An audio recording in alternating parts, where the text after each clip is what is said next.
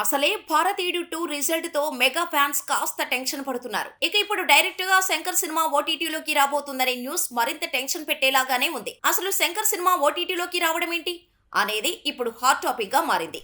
భారతీయుడు 2 మధ్యలోనే ఆగిపోవడంతో Ram Charan cinema start చేశాడు శంకర్. కానీ కమల్ హాసన్ విక్రమ్ సినిమా హిట్ అవ్వడంతో వెంటనే ఇండియన్ 2 లైన్ లోకి తీసుకొచ్చాడు. దీని కారణంగా గేమ్ చేంజర్ డిలే అవ్వటం స్టార్ట్ అయింది. ఫైనల్ గా భారతీయుడు 2 రిలీజ్ అయింది. డిజాస్టర్ గా నిలిచింది. కానీ ఇప్పుడు భారతీయుడు 3 మాత్రం థియేటర్లోకి వచ్చే ఛాన్స్ లేదని తెలుస్తోంది. ఇప్పటికే పార్ట్ 2 తో పాటే పార్ట్ 3 షూటింగ్ కూడా చేశాడు శంకర్. ప్రస్తుతం పోస్ట్ ప్రొడక్షన్ పనులు జరుగుతున్నాయి.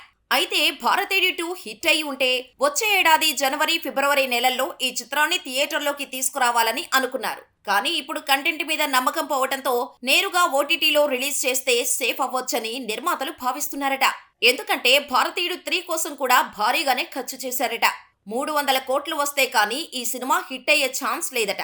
ఇప్పటికే భారతీయుడు 2 భారీ నష్టాలను మిగిల్చింది. అందుకే నిర్మాణ సంస్థ లైకా ప్రొడక్షన్స్ డైరెక్ట్ గా ఓటీటీలో ఈ మూవీని రిలీజ్ చేయడానికి ప్లాన్ చేస్తోందట.